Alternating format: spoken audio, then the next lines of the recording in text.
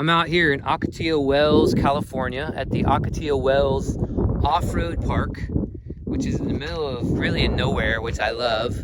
There's nothing but wind out here, a few little plants, a lot of flies, and a lot of dirt, a lot of sunshine, tons of sunshine, which is what I think I love the most about it. But also I just love how isolated it is. There's a piece of land available out here that I'm looking at, and also I thought I'd take an opportunity to give an update on my 1984 Toyota Sunrader. While I'm at it, I did an update about 2 months ago when I first bought it, and I'll just do another update today. Yeah, the land I'm looking at is on discountlots.com, and it is about 4 miles that way. There's a bunch of sand traps out here, so the RV has done really well for the first 3 or 4 miles of this thing. Even though you can see it's not jacked up and I don't have off-road tires, it still did pretty good through some of those sand traps, but I didn't want to push it too much, so I'm gonna have to either walk in the next 3 or 4 miles or not see the land at all. So anyway, this is really more about the RV, so let's go back to that, not just the land that's available. It's only like 1/3 of an acre, or 3/4 of an acre anyway. So, and I think these roads are just too bad to try to drive my RV on a consistent basis. So here we go. Let's get back to the RV. All right, so I bought this 1984 Toyota Sunrader about 2 months ago, and the reason I was really interested in it, it was really low miles. It only had 24,000 miles, and also the Sunrader is nice because some of these Toyota motorhomes were they have a lot of leaks and stuff because they're made out of like wood and steel, whereas this is all fiberglass.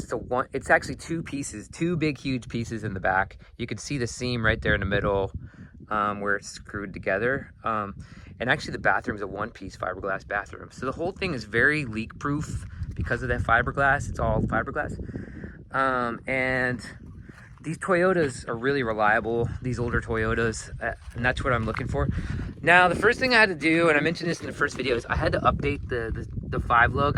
Now I have the 6-lug, and that was a lot more expensive than I was anticipating.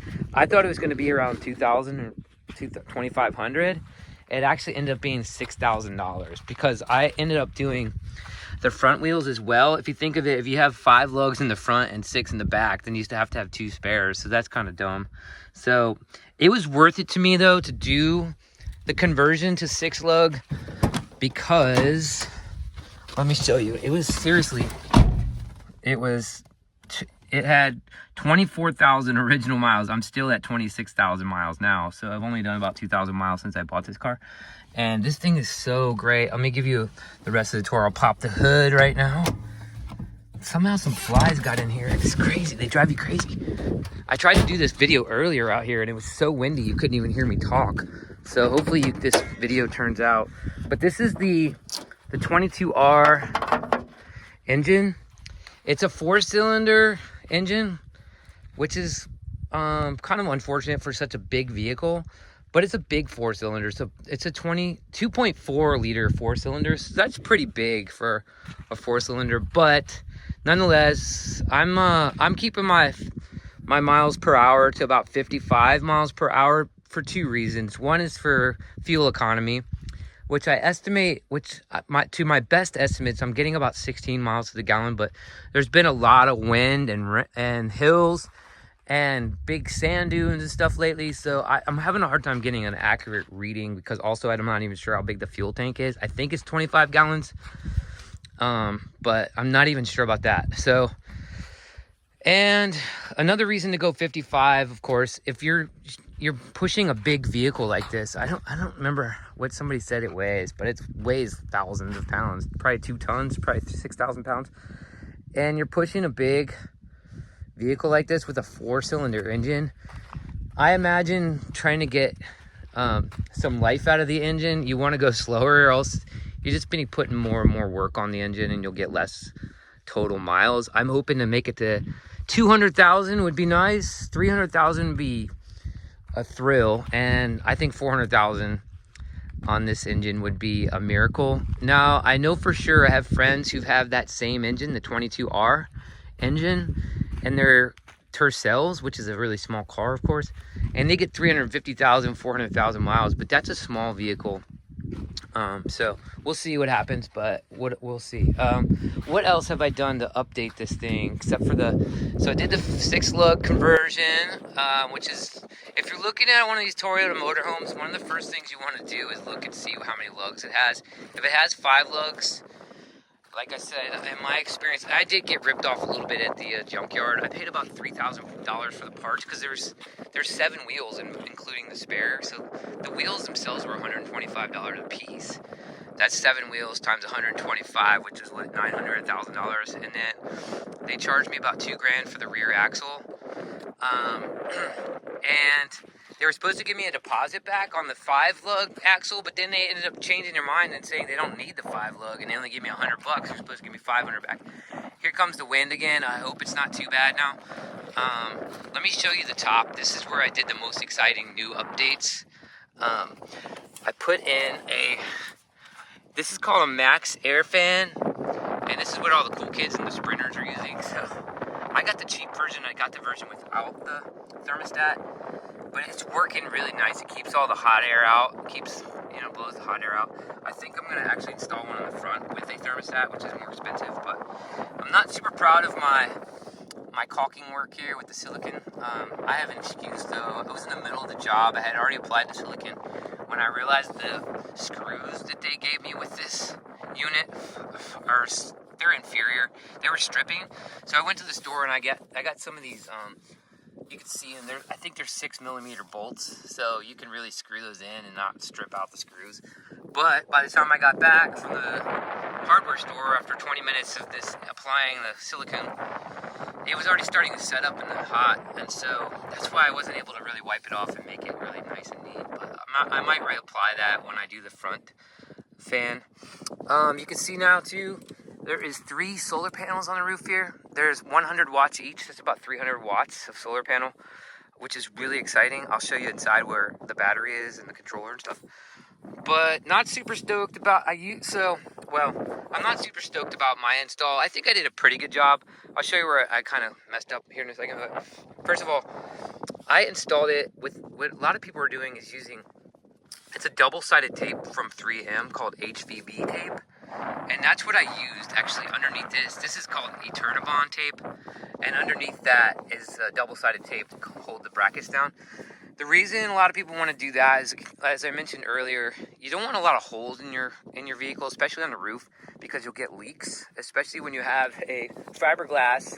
You just don't want to put any more holes than you have to. So that's why everybody's doing the double-sided tape. And then this is just the Eternabond to keep all the wires and stuff in. This is the part where I think I might actually redo. Right here is the entry into the vehicle. It's just through this is the stove vent. And I think I'm actually gonna put a module on the top and reroute that so it doesn't look that looks kind of, I don't know, it doesn't look great. It's not a great look. So now let's go inside and show you the updates inside. Try not to let any flies in. There's so many flies out here. I have no idea what they're eating. It's crazy. They're eating me at the moment, I guess, but there's absolutely nothing else out here for flies to eat, so don't understand what's going on with those flies. And a few just came in now. This is the kitchen. First of all, this is the kitchen right here. It's in the back, which, I have mixed feelings about the kitchen being back here, because, let me back up. You come in this way. There's a mirror and stuff right there, which is cool. My friend gave me that sticker. That's the music symbol sticker. And the mirror is kind of cool. It's nice. But then the kitchen's like right there. So you have to always keep your sink empty or else people think you're a slob. Or I'm going to have to figure out some way to cover the sink. So if I have a few dishes, I can hide them. But yeah, that's the kitchen. And I think I showed it a little bit on the first video. And this is my idea is... really reluctant to make a lot of holes in these walls for a lot of reasons. One is that these walls are not super thick. They're really thin to keep the weight down, which is good. So I'm going to use these metal plates everywhere. This one's painted white already, which is really nice. I got it on Amazon. And it's I put it in with something called like a Loctite glue. And it's super sturdy. And I've got a couple of screws on the corners. But all these are magnets now. Like this That fly swatter will move out of the kitchen as soon as I get more plates up, but it's just there now. So no, this is a magnetic pen and pencil holder, which is really fun, I think. I'm just going to do that everywhere, all over these panels. And then here is the bathroom.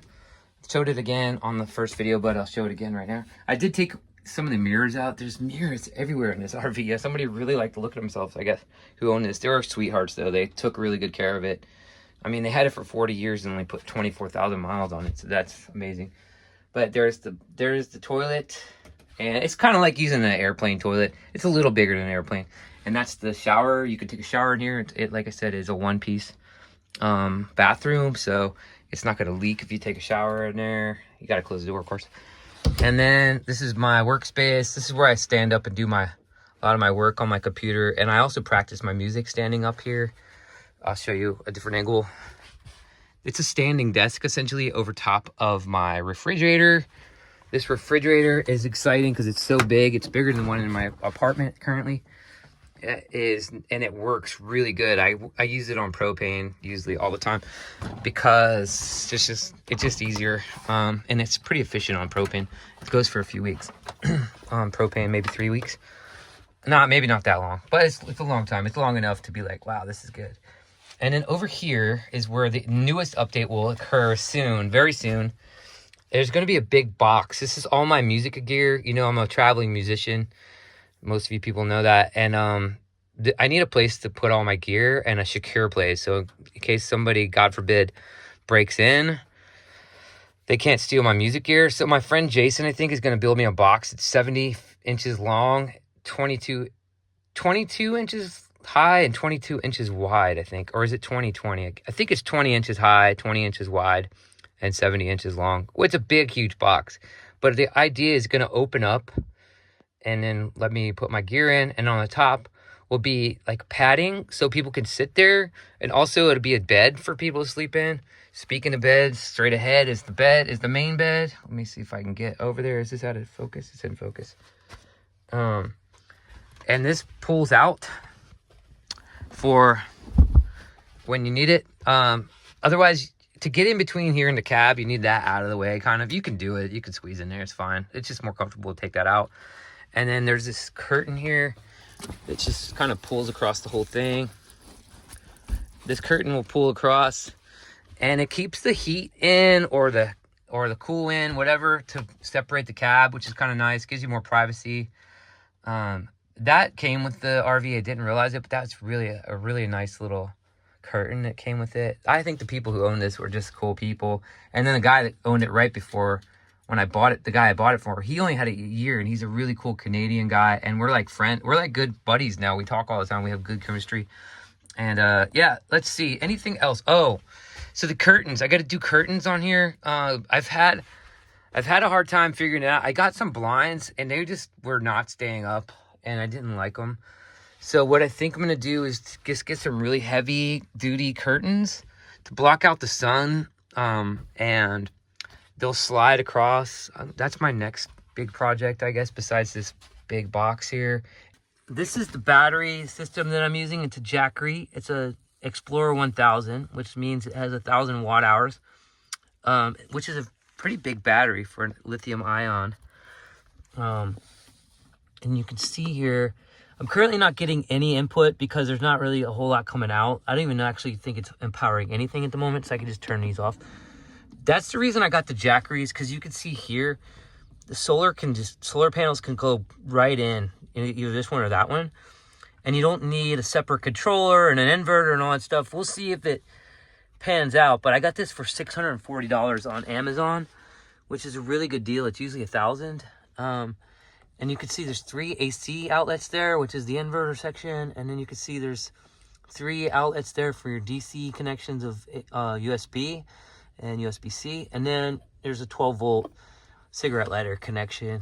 That's a pretty good... I like this system so far. We'll see how long it holds up, but I'm really into it. And it's, instead of having to run all those separate components, everything's all in one. And I got to put a bike rack on. So really just put this this new Max Air fan in, which is really nice. It keeps it cooler in here. And I put the solar panels on, and I got this 6 lug axle rear axle put in, and the front wheels are 6 lug now too. So did a lot of work, and I'm just super stoked with this RV. It's so nice. It has changed my life for the best. Super grateful. And yeah, that's the thing. You might ask, oh, well, never mind. Thanks for watching, and I will see you in the next video. Please like and subscribe and comment. See ya.